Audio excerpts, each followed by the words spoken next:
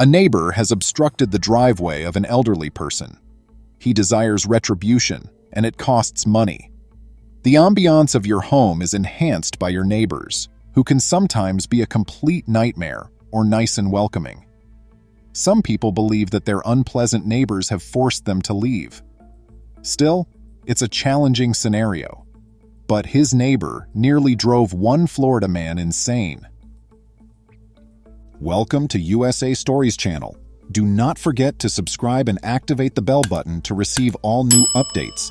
Now let's go to the story. There was a new neighbor in the Florida suburb of Osceola. The pre-existing community did not give it much thought, but Oliver Lynch, a senior member of the community, would soon be impacted by his activities. Lynch and the other locals were in disbelief at what their new neighbor had unleashed on them. One individual had to do something about it, therefore. Oliver Lynch, who was 79 years old, had been contentedly residing in his neighborhood for 25 years, going about his daily activities without incident. Lynch was a man of strong principles and reasoning, but he was also adamant and uncompromising. Lynch would not only be rattled by what was about to occur in the neighborhood, but he would also have to respond. Lynch was aware that sitting around would do nothing. As an elderly person, he valued his living conditions and had a fondness for his area. It was his house, and he had lived there for a long time. He was aware that not many people showed concern for the elderly and felt it was his responsibility to change that. He expressed his frustrations and efforts to be shut down in public by saying, "I just hate being bullied. I hate to watch someone bulldoze over me because I still have some fight left in me." In an interview, he went on to say that this individual belonged to a generation that really stays out of trouble and avoids any potential arguments. Lynch's age group is unassuming and really wants to continue with their daily activities. Lynch saw that development was about to start on an adjacent tract of property by a neighbor.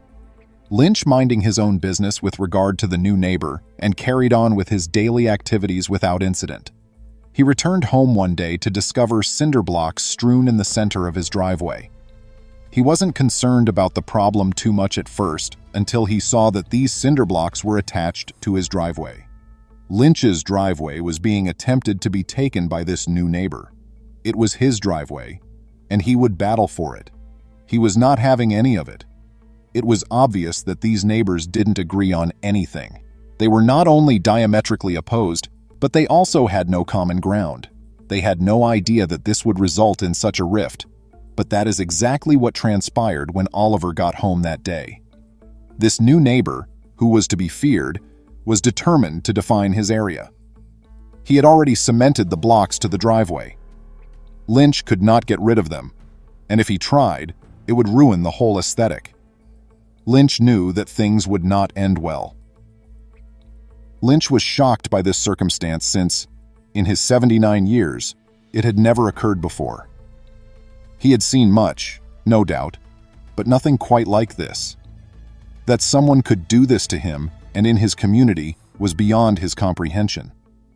Lynch, still in shock, started to become irritated with his neighbor's passive-aggressive behavior. "What's he going to do with those extra few yards of concrete over there?" he remembered even asking. Oliver was baffled as to who would do such an action.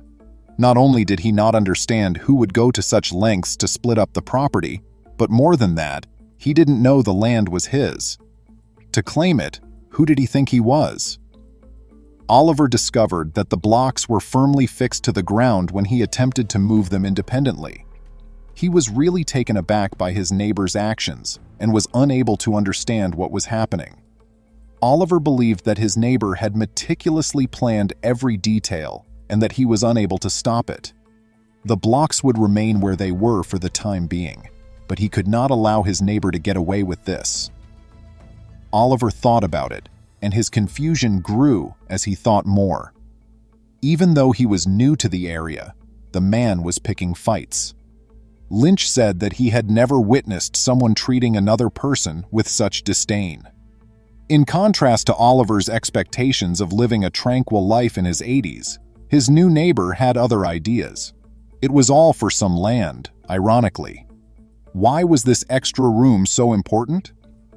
Since these cinder blocks had been cemented, it was obvious Lynch would require a separate set of procedures to correct this error. He had to locate genuine video of the land to prove that it was his. Oliver made the sensible and calm decision to contact his neighbor first. He wanted to project a sense of civility since it worked for him in the past. The neighbor retorted angrily, saying, "No," with no intention of shifting the blocks, and the dispute went on. But according to his home's deed, he was entitled to 2 driveways of 12 feet each. This neighbor had no idea what was going to flare up in this suburban area.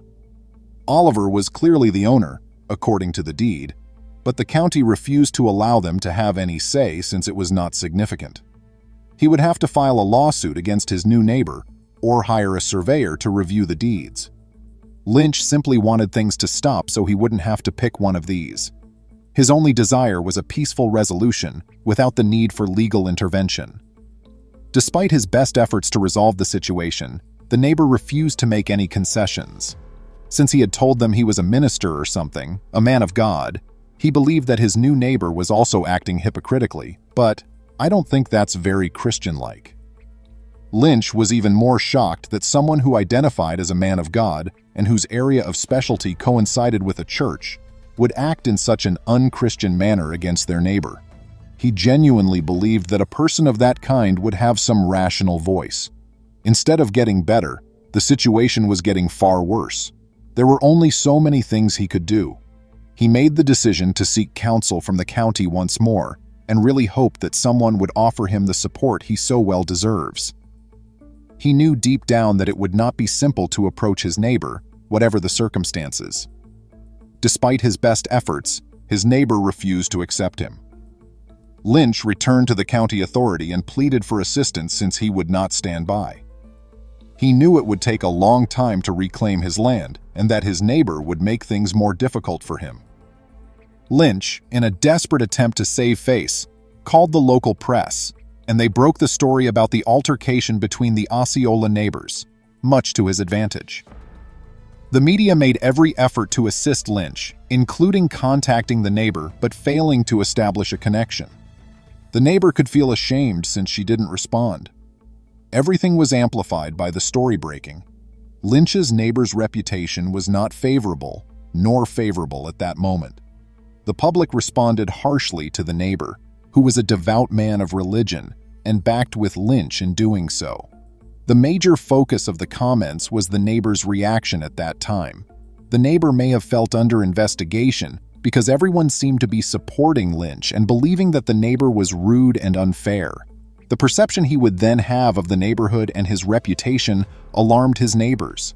Why someone would want to behave in this way after only recently moving to the suburbs was beyond me. They would undoubtedly want to blend in and get along with everyone around them. The neighbor did not respond or provide any information. As more Osceola County residents learned of the circumstances, their anger at Oliver and the new neighbor grew.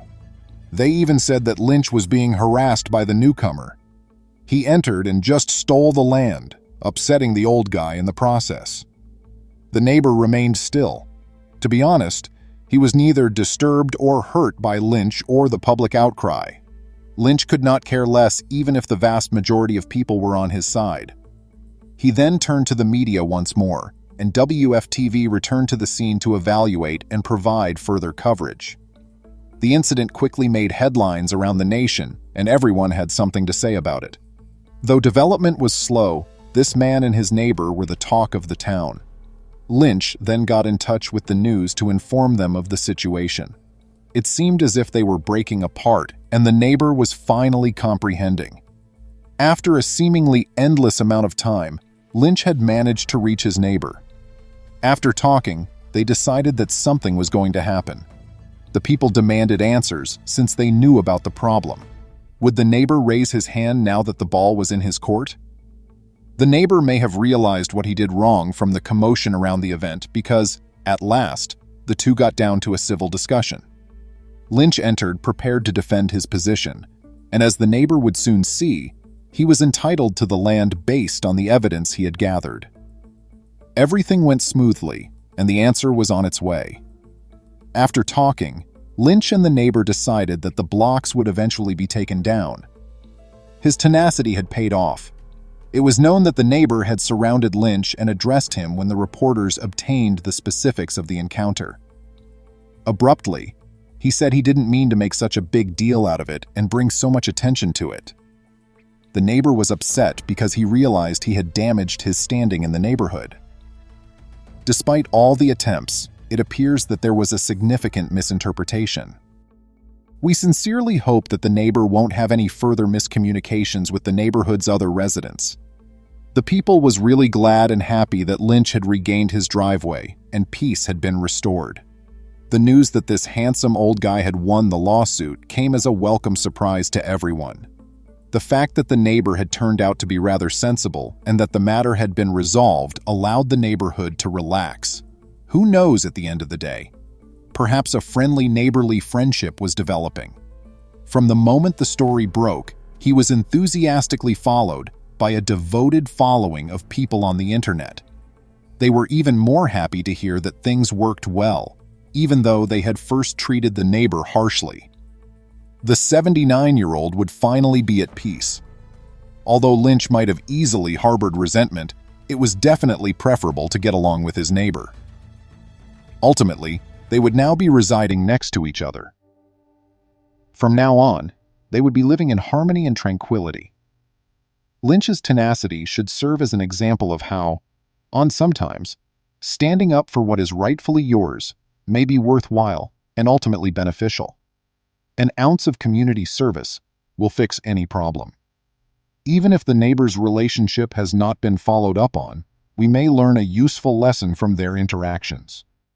First and foremost, one must assert their rights and protect oneself. Yet, one should do it politely.